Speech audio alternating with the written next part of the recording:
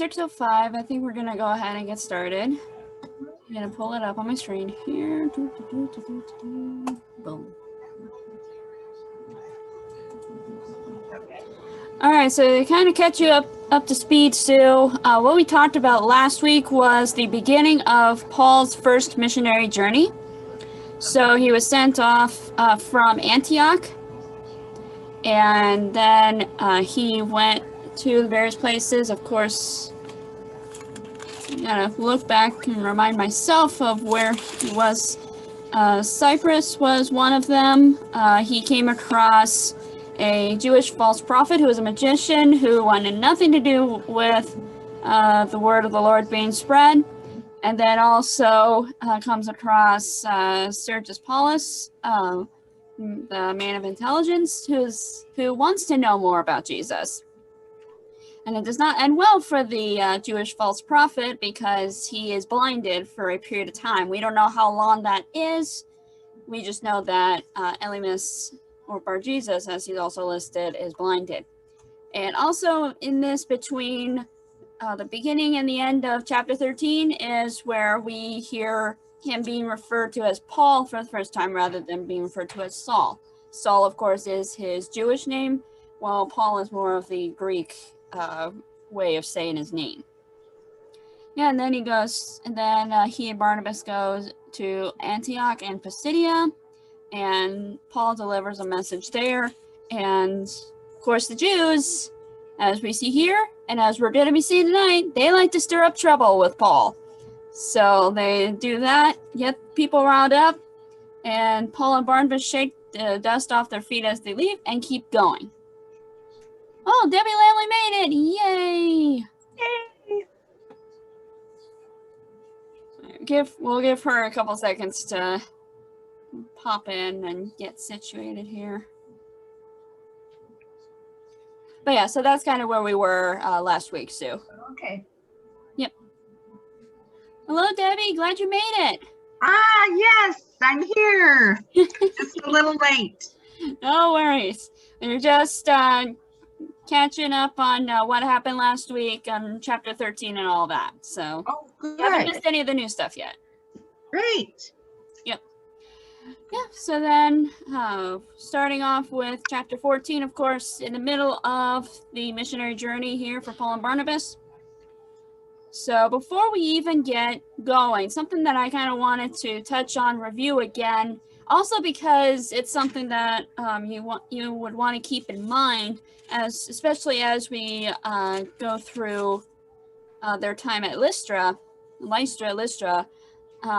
The first thing that Paul did when he and Barnabas arrived in a new location, and that would be to go into the nearest synagogue and teach.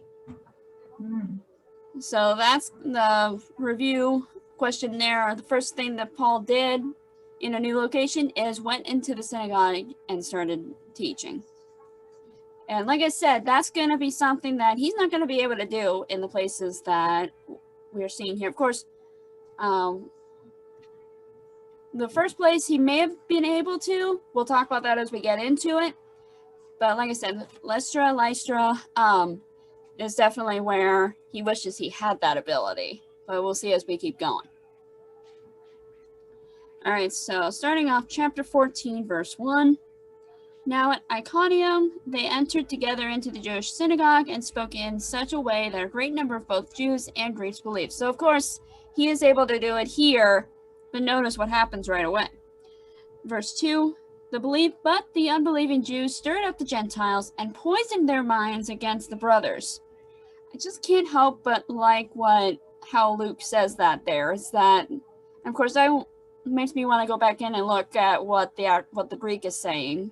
But that idea of poisoning their minds, I mean, you got to keep in mind, Luke's a doctor. He knows about, some of the more like graphic stuff like that. So obviously nothing physically that they're doing, but they're getting into people's heads. But I love that. These unbelieving Jews poisoned the minds of the Gentiles, of how dangerous that is. I just love that. We're moving so fast here, it is unbelievable. Verse 3. So they remained for a long time, speaking boldly for the Lord, who bore witness to the word of his grace, granting signs and wonders to be done by their hands. But the people of the city were divided. Some sided with the Jews, and some with the apostles. When an attempt was made by both Gentiles and Jews, with their rulers, to mistreat them and to stone them, they learned of it and fled to Lystra and Derbe. Derbe, I love all these places that are not commonly known. Cities of Lycaonia and to the surrounding country, and there they continued to preach the gospel. So, chapter 14 is very similar in some regards to, if you think back to chapter 11, is that kind of that passage of time kind of ordeal. I mean, yeah, we get some specific accounts like we're about to get here with Lystra when they visit Lystra, but it's kind of more of that, okay, and here's what they did and here's what happened and now we're on to the next thing. So that kind of thing going on there. Yeah, so then here we go with Lystra, verse 8. Now at Lystra there was a man sitting who could not use his feet. He was crippled from birth and had never walked. He listened to Paul speaking, and Paul, looking intently at him, and seeing that he had faith to be made well, said in a loud voice, "Stand upright on your feet." And he sprang up and began walking. So there is, believe it or not, there is something Luke is trying to prove, that he's trying to show with this miracle, with this account of Paul healing this crippled man. You gotta keep in mind, other than when he spoke to Elymas and said that he was going to be blinded temporarily, we've not seen Paul do any kind of miracles or anything like that. Unlike with Peter, whom of course we've seen do quite a few already. And this harkens us back to when Peter and John healed the lame beggar at the temple. So all in all, what is Luke trying to show here with this miracle? He is trying to prove Paul's apostolic authority. Because you figure Paul obviously was not a member of the intimate 12 apostles. He was later called to become an apostle after the fact, after Pentecost. Mm-hmm. And so you figure there's going to be people that are going to be doubting Paul's authority to be considered an apostle. Whether it be people there or just people that are reading Luke's writing after, it's all said and done. So it just made sense that that Luke is gonna want to confirm Paul's authority. So yeah, because it needs to be proven. It needs to be shown that, hey, this guy is legitimate. He is preaching the same thing as Peter and the other apostles.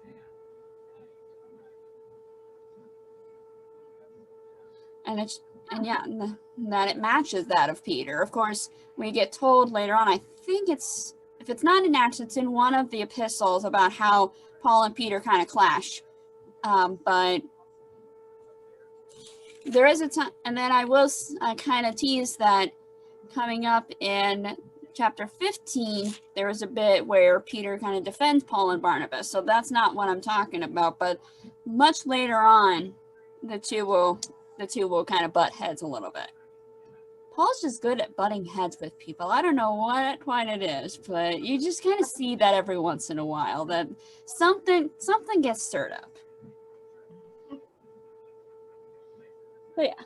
And it's interesting that Luke mentions that Paul saw that this man had faith, that this crippled man had faith.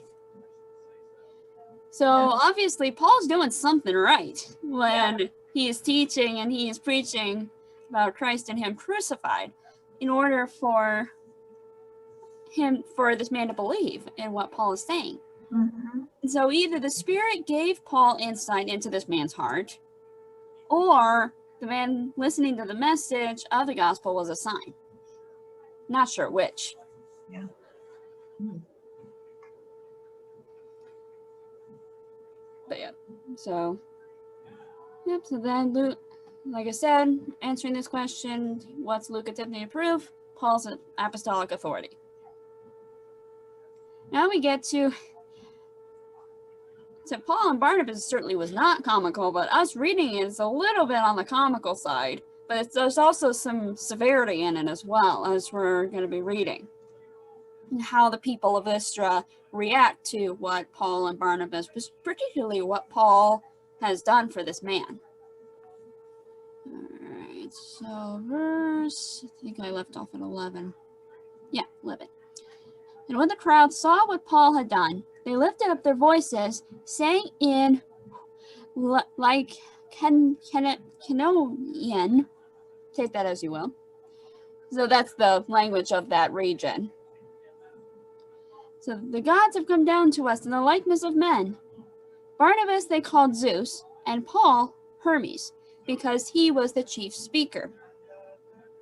And the priest of Zeus, whose temple was at the entrance to the city, brought oxen and garlands to the gates and wanted to offer sacrifice with the crowds. Like I said, it's one of those where you originally read it up to there, and it's a little on the comical side. It's like, okay, they got their ideas and everything completely out of whack. Yeah. So, the two big figures in Greek mythology that they assume Paul and Barnabas to be, they assume Barnabas to be Zeus. That is because Barnabas is silent. And they assume Paul to be Hermes. This is because Paul is the one who's opening his mouth and talking. And in Greek mythology, if you remember any of that from what you've read like in school or anything like that, Hermes is the messenger of the Greek gods. So it makes sense, thinking of their logic of what they know, that they would think Paul is Hermes. You would think that they'd have it the opposite direction or whatever. That was because I remember when I read this, and it was after I'd done a unit of Greek mythology in middle school. It's like, well, wouldn't they think it'd be the opposite way around, you know? Because you know, you hear more about Paul than Barnabas, but you know, this is kind of that thinking. But because Paul is the one who's doing the talking, they assume that Barnabas is Zeus and having Paul speak for him in that sense. So that's kind of where they're getting at. Okay. But yeah, so like I said, Barnabas they assume to be Zeus because he is quiet, and then Paul to be Hermes because Hermes is the messenger of the gods, and because Paul is the one who's doing the talking, who's doing all this stuff, hence assuming him to be Hermes. Okay.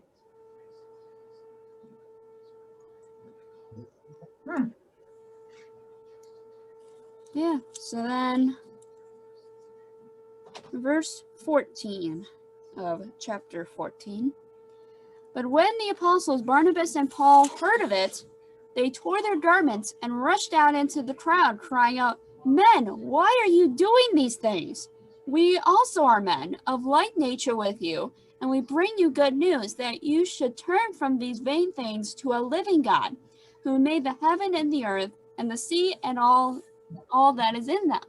In past generations, he allowed all the nations to walk in their own ways. Yet he did not leave himself without witness. For he did good by giving you rains from heaven and fruitful seasons, satisfying your hearts with food and gladness." Even with these words, they scarcely restrained the people from offering sacrifice to them.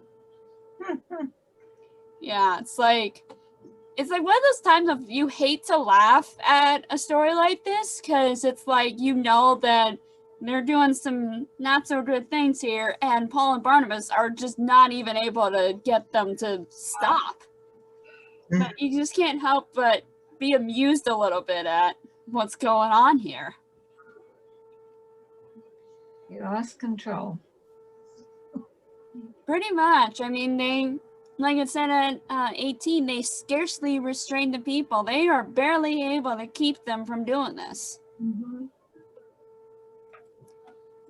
Alright, and so, and it's interesting, you hear often on throughout Scripture, you hear of different people like tearing their garments. You hear that frequently, both in the Old and the New Testament.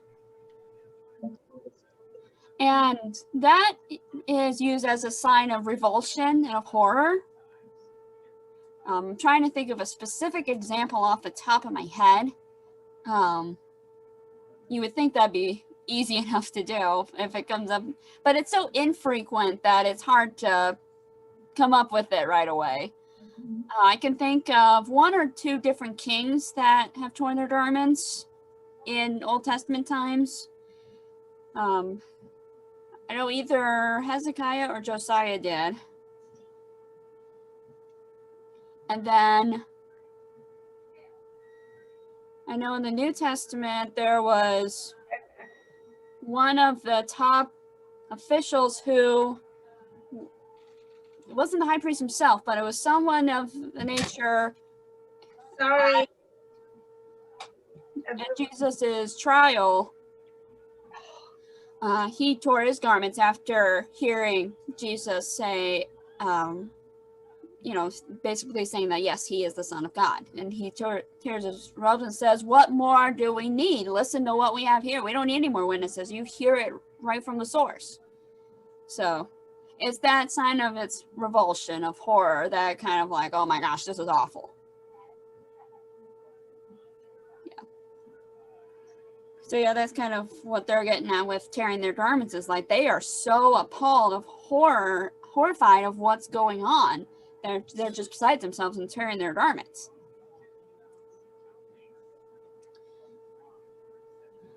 But yeah, and all this of, not being able, or barely being able to stop them from making any kind of sacrifices to them. So, of course, Paul and Barnabas have a simple goal in mind, and they just want to tell these misguided folks about the message of Jesus and how they are witnesses, not eyewitnesses, but that they are witnesses for Jesus as the Christ. And can we assume that they're successful? Hard to say. Some would probably argue no. I would kind of lean a little bit more on the no side. That's just me. They obviously have one. The guy that Paul healed. One. Yeah. But yeah, one of the commentary that I used for this kind of said that they're not quite so successful as they want to be, and I'd have to agree with that. So, and of course, we don't necessarily get the idea of, oh, did they actually convince everyone that was trying to sacrifice to them to stop what they were doing and listen to them. It's not totally explained to us, because the next thing we hear about is more trouble that gets started up here. So I think we can safely assume not so much. They're not quite that successful. Of course, there could still be more folks that listen and actually believe once Paul and Barnabas kind of are like, hey, cut it out, knock it off. But we're just not told about that. So, and it was funny. Again, this comes from the commentary I'm reading. I love they're basically saying with all this is not every Gentile audience is won over by Paul. That's just something amusing, because, he goes to all these places of the Gentiles and preaches and all that, and you just assume that they all are hunky-dory okay with what he's talking, and this shows such is not the case. Yeah, so, yeah. And then we get to hear, I feel like at some point in the study, I should just have a list of all the misfortunes that happened to Paul during his life, because we could have a list of that, as like we did with the timeline of his life, because there's just so much that happens to Paul all the misfortunes and people that hurt him, and he gets hurt in various ways. This is one of them. Verse 19. The Jews came from Antioch and Iconium, and having persuaded the crowds, here they go again, stirring up trouble, they stoned Paul and dragged him out of the city, supposing that he was dead. But when the disciples gathered about him, he rose up and entered the city, and on the next day he went on with Barnabas to Derbe. It's one of those that I'm not sure we should use the good English way of, because I would look at that, you would think Derby. Mm-hmm. I'm not quite sure about that, but that's why I just kind of put it that way. But pronounce it how you will. Sure. That's not the important part of it all here. When they had preached the gospel to that city and had made many disciples, they returned to Lystra and to Iconium and to Antioch. So I'm going to stop there for just a second because that leads into the next bit of what I'm going to be talking about. But yeah, so this is, like I said, Paul has a lot of misfortunes that happen to him. We'll be reading about that constantly as we keep going through the second half of the book of Acts. This is, I wouldn't necessarily say the first, because obviously he was hunted down and he had to be lowered over the wall in the basket soon after he is baptized. But this is kind of one of the first major things that we hear about, major misfortunes that we hear about of Paul, and that is him being stoned. Interesting, usually when people are stoned, they don't survive. They don't survive that. So, yeah, it's very rare that people actually survive being stoned. And they assume that Paul has not survived. You can imagine the disciples gathering around him. Obviously, disciple, once again, to kind of go over this. Yes, the disciple term was used for the 12 that were with Jesus. Disciples now is more obviously for those that are with the apostles. Because kind of keep in mind that idea that everyone can become a disciple, not everyone can be called an apostle. Anyway, so you can kind of imagine the disciples thinking when they are seeing all this, and it's like, oh crud, what, kind of that worst scenario feeling that they've got going on. But yeah, so Paul gets up and survives the stoning. This, again, I'm taking this from my commentary. Gets up and survives the stoning, not because of super strength. So that goes in the first blanks here. He gets up and survives the stoning not because of super strength, but because of his faith.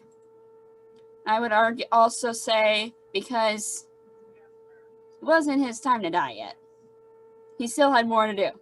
Mm-hmm. That's the short and simple way of putting it there, is it wasn't his time yet. Okay. But yeah, so that's kind of where it's at, is that, it's not any big, anything, of course, it's not anything Paul does. He doesn't do anything himself. To quote Pastor Leininger from up at CUC, it's a God thing. It's a God thing. Mm-hmm. Okay. All right, and then you notice as Paul and Barnabas are, because we're getting the end here of their first journey, and the only journey that Paul goes on with Barnabas, as we're going to learn about in the next chapter. Teasing all this stuff for you guys. But you notice that they are retracing their steps. We kind of got that in verse 21, and that they returned to Lystra, surprisingly, after all of that craziness happened, they returned, and to Iconium and to Antioch, once again mentioning Antioch Pisidia. So they're retracing their steps as they're finishing up, they're wrapping up. They're kind of just checking in, and it's like, hey, we did this, we talked to you guys. Is it sticking is one way to put it, but also excuse me, that idea of like making sure that, you know, that false ideas have not already gotten into their heads and that things are getting too muddy already. Yeah, so then verse 22, so they returned to all these places, strengthening the souls of the disciples, encouraging them to continue in the faith, and saying that through many tribulations we must enter the kingdom of God. So like basically it was just saying they're encouraging them, they're saying, you know, keep going, you know, we're not here, but we trust you guys that you can keep going with this. And when they had appointed elders for them in every church, with prayer and fasting, they committed them to the Lord in whom they had believed. Clock's running. So, the term elders, pretty much from both what I was reading in the Lutheran Study Bible and with my commentary, that idea that this term elders that is used for these people as Paul and Barnabas are leaving, basically we can equivalent them to being pastors. Obviously, elders in our church today does not have the same term for what they used for elders back then. But yeah, so that's kind of what we can equivalent the term elder used here, and that is that they're pastors. Pastors. Yeah, that they're leaders of these new churches that are sprouting up in these places that they had been in. And they're basically giving them this warning, kind of the same thing that Jesus said about Paul's own vocation as apostle, is that there's going to be hardships, that this is not going to be smooth sailing ride here. No one said being a Christian was easy. Basically is what's going on here. And even with the Greek word here, thlipsis, is hardships, is what Paul and Barnabas are telling these people, telling the elders, that there's going to be all this happening here. And that through many tribulations we must enter the kingdom of God.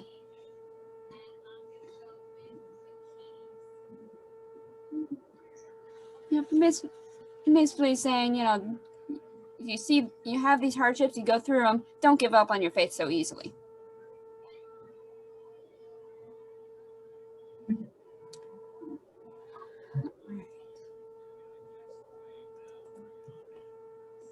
And then wrapping up the chapter here with these last verses, starting with 24. Then Paul and Barnabas passed through Pisidia and came to Pamphylia. And when they had spoken the word in Perga, they went down to Attalia, and from there they sailed to Antioch, where they had been commended to the grace of God for the work that they had fulfilled. And when they arrived and gathered the church together, they declared all that God had done with them, and how he had opened a door of faith to the Gentiles. They remained no little time with the disciples. And then where do Paul and Barnabas return to once they complete this journey? They return. Oh, they sailed back to Antioch. Yep, they return to Antioch in Syria. Yep, and of course that Antioch is where they are sent from. Right.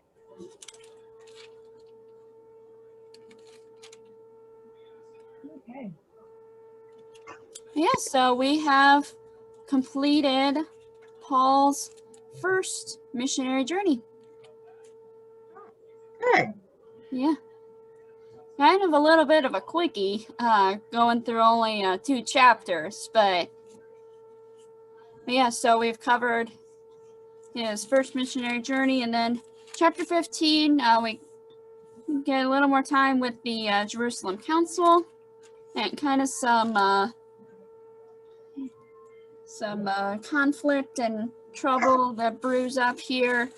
And then, again, spoiler alert, this is where Paul and Barnabas get divided. Yep, Sue's got it. this is where they are divided, and then by the end of that chapter, they will not be traveling with each other again.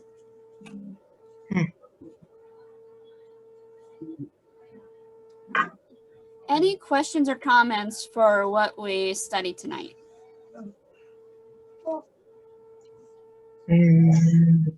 I can't think of any.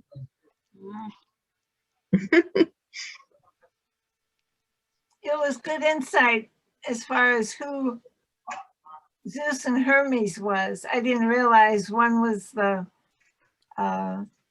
messenger of the gods. Yeah. Mhm. Okay. Yep.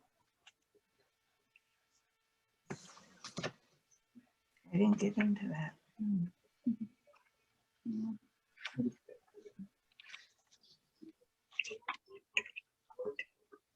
And to the fact that Luke was proving Paul's authority, I didn't make that connection either. Right. Yeah. Yeah. Yep. Cool. Yeah. All sorts of things that you think you know when you're going into, especially in a book like Acts, but then all the stuff that you're able to learn. I mean, there's lots of stuff that I'm able to learn myself as I keep going. Yeah. Keep going through this. So Very, just shows that no one is too old or too experienced to keep learning from the Word of God. So Right. very good. Okay. All right. Read up and get ahead. Well, not a question, but my Bible says that they stayed there a long time with the disciples, and it was probably more than a year. So that was a long time. Yep. Mm-hmm.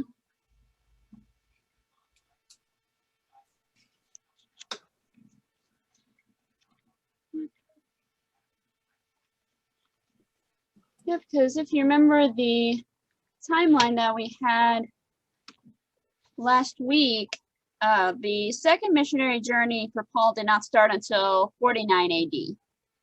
Oh, And then he completed his first missionary journey in 48 AD. okay. My timeline didn't print very well. Yeah, I can keep posting the timeline or at least parts of it on the study guides as we keep going, just kind of remind us of what time in history we're looking at here. What are we looking at here? A cat? As we keep going with the various journeys and stuff. Oh goodness. Love it.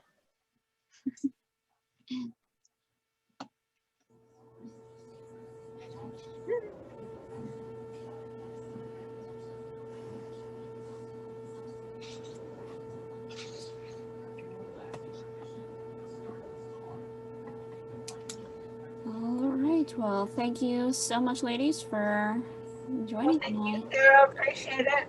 Yes, thank you, Sarah.